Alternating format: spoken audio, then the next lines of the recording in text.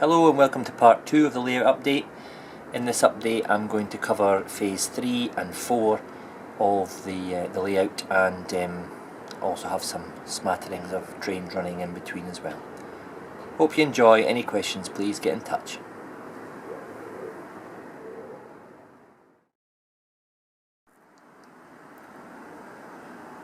Right, moving on to phase 3. First of all, I've got a kind of lower section rail there, as you can see, cut into the upper ply. That will just be retaining wall, and as the TMD starts, where that sheet of paper is will be kind of your depot offices and car parks and whatnot. There's a nice scale scenes depot building that's just been released. So that piece of paper is the kind of the area that it would cover, so I might pop it in there somewhere, not necessarily where the paper is, but in that area, with some security fencing or barriers to stop anyone getting too near the rail. The fuel tank is a Scenicraft, and so is the main shed here, and the small kind of pump room at the left hand side there. There's a small fuel tank there and fueling post there, which I discussed in my last video, and you obviously, if you saw my last video, you've seen the Pico inspection pits are lit, and they also, one of them has an arc welder effect, which you'll see later. This single road servicing shed, it's just been re-released by Bachmann. I got it on the first time round on a sale, and that's obviously going to be lit. It's got a full length window there, so it'll be quite a nice effect when it's got a kind of dim lit bulb in it. The TMD itself, I've tried to get it so there's a wee bit of shunting activity that I can do, manoeuvring locos into sidings, service areas, refueling, etc. And as I move along here, all the rails where the two locos are, the 58 and the 26, they can be put back onto the main line from those sidings, as can the line from the single line shed, which goes to the wash plant. As you can see from the turnouts, they all feed back into the main line. At that end there will be the incline, and the other end there will be the main line. And I've got the fueling point here. That's a Nightwings kit that's been heavily weathered and adapted. It's got lights as well. You might see a kind of rectangular grey pillar at the right hand side there, that's where the wiring is for the lights in the roof, and that's a great wee kit actually. I had fun making that. Light weathered roof, etc., where the water's kind of run with the grime and the diesel fumes and stuff. And all these I covered in my last video. They are Bachmann, which I've painted up in different liveries of fueling provider. This double end or double rail open-ended traction shed, again it's a Scenicraft, and that line, those two lines there, can only be accessed from the left hand side of the TMD, and there's only one inspection pit in this shed. There's no one on the left because the main line is directly under it. I didn't want any wires from the lighting getting in the way and fouling the trains passing underneath, which obviously is a long tunnel. This will all be weathered up, and there's two kind of sidings there for locos to be stabled at. So there'll be hard standing concrete areas round about the sheds, and walkways, gravel, ballast. I'm thinking about using a finer scale ballast for this, because what you often find in TMDs and depots, it's not as substantial, the ballast, as would be on a main line where there's high speed travel. So I'm thinking about different maybe I'll go for a fine ballast on this. I'll have to see. Cover all the signals in previous videos as well. Those little ground position signals, they're from CR, and they're linked into the turnouts. So obviously, depending on which way the turnout is set, allows the driver to proceed or otherwise.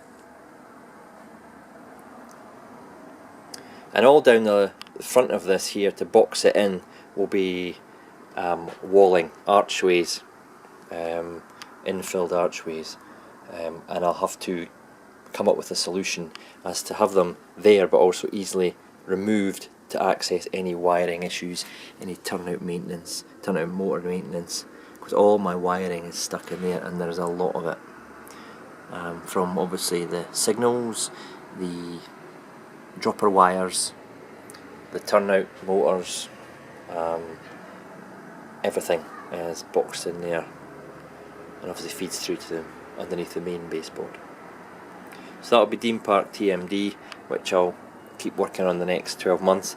At the back here I'll have obviously your back scenes, the self-adhesive ones, and I'm going to have some low relief factory units, site offices for you know, the depot and stuff like that along the back, security fencing, bushes, weeds, stuff like that, you know. Move along further to the east end of the TMD, the fueling tanks there with a pump room, and I'm going to have maybe some fueling drop-off points here, so a tanker can stop here and then pump obviously and refuel the depot with diesel. Wee cut out area here where they've got some Mark IIs sitting. There's a turnout there. Underneath there's two lines, a storage passing loop and the main line itself, and again that was retaining walled, boxed in there, with a retaining wall in the back there, maybe some bushes and stuff in front of the back seat. And where the track stops, that'll be the incline that goes down to the lower section and feeds into the fiddle yard, which I'll cover in a minute. But as you can see, what I've done here, again covered these in different videos, I've cut it slightly so I will flex it, so it'll give a gradual start to the incline, as opposed to the other end where it kind of just, you know, starts. This will get more gradual, I hope, and longer, so smoother, longer. Hopefully I'll allow for the longer trains to make it up without any problems. It'll go down no problem, the trains go down no bother, but it's getting them up. So that'll go down there and it will join in there and it'll disappear into the tunnel and it will go to the fiddle yard, which I will take you to now. Okay, welcome to the fiddle yard. These two lines here feed in from the turnout that I just showed you that disappeared under the town scene. They swing out here and they come back into this fiddle yard area here where they branch out into different lanes. What I've got here at the top here, that's for storage for DMUs, rolling stock and you know, freight wagons and such like. As you move this way, if I turn the camera, you've got the long storage line. So I've got 3 feeding from one line and then 3 which they're full feeding from the other line coming into the TMD, and from this line here they branch out even more into 4 long storage lines, and then as you can see they kind of converge at the end there as well, and then go around the corner and they join the layout, which I'll show you in a second. None of the turnouts are powered, no motors have been fitted because it cost me a fortune, and you know, I'm not going to be here that much to justify it. I can easily reach over. There's no scenic material to get in the way, so there's nothing, you know, I'm not going to, you know, break trees and stuff changing turnouts. So they're just all manual, but the frogs have been wired, so if I do decide in the future I'll have live frogs on the turnouts. So 37 sitting there, and it's got the mail. There's the hoppers, there's the Royal Train sitting in storage there, and I've got the Mark 1s in Intercity exec livery. And I say the long ones can take a full length HST or Class 91 set, and the ones going right into the corner there, you know, they can take a 7-8 carriage train, no bother. Laying the track in the very corner was quite a challenge, getting it pinned down, because there's obviously lack of space for you to get the hammer in and stuff like that. These 2 lines converge into one, by the way, as they go and see the Mark 1 maroons sitting there, and they come back out. There's a turnout under where Union of South Africa is sitting, and it either goes down the main line or diverts off to the fiddle yard.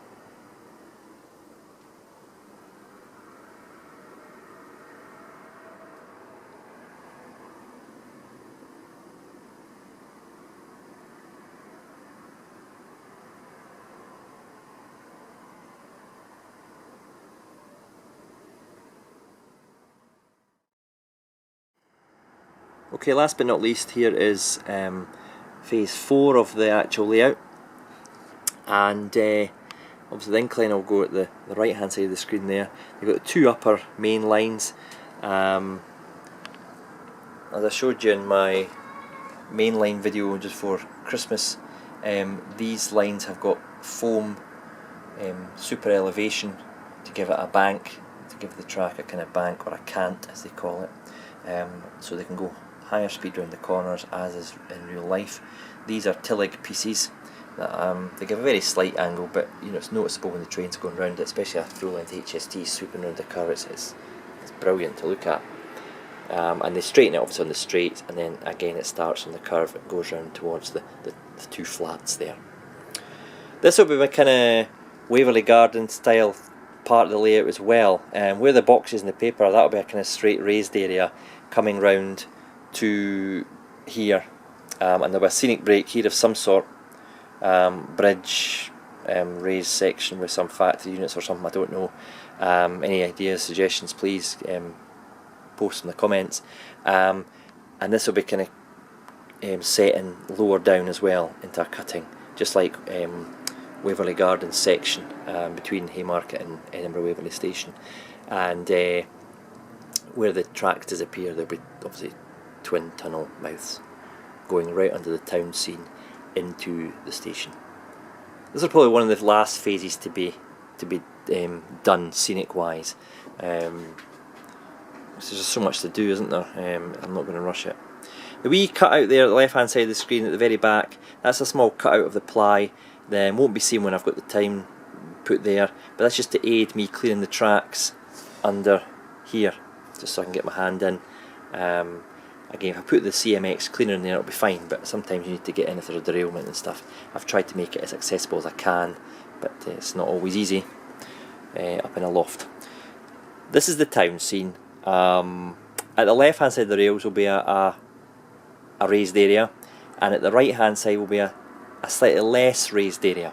So the town will kind of vary, I'm talking very subtle, on a kind of hill, and the rail will be set into a small cutting. You'll still see it, the roofs of it as it goes round, but you know, it's just to just to give it less of a flat, unrealistic look. So where the box for the 50 is, there's the bit of wood behind it. That'll bank up ever so slightly, level out. No idea what's going to happen into the transition here yet. And this will be a slightly higher raised section, kind of raising or rising up a little bit along. You'll probably not see too much of the grass there. It'll probably be the tops of the trees you'll see when it's all put in place. This is very much still in my head. It's not finalised in any way. But what will happen here is the kind of wall will continue along, and there'll be maybe some low relief units here as well, working into what will be this corner here, and that'll be a raised section as well. So the incline is kind of set in, and there'll be a raised section there with some, I don't know, you know, semi rural units there or something. And as it goes round to there, it gets into more industrial again, with factory units and stuff like that. Disused factories and chimneys or whatever, I don't know. That's a long way in the future. It's a long way and a lot of thought and many pounds and pennies in the future. But the price of things are going up through the roof, guys, as you'll know yourself. When I started this in 2012, I can get a Bachmann carriage for £20–21. Now they're talking about, you know, £40 plus for a Mark IIA carriage. It really is farcical. I don't know where it's going to end, but I'm certainly starting to draw back on how much rolling stock I buy. Thankfully, I've bought most of it now that I need.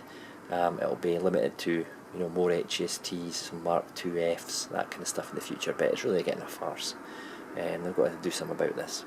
But I digress. That's not part of the layout tour. It's just me having a little rant about the price increases. So this is kind of work in progress. I've not really got much plans for this, so sorry if I've been a bit vague. But if you've any suggestions, always do like to hear what you've got to say about ideas for the layout. And you know, if they're practical, I'll look at them.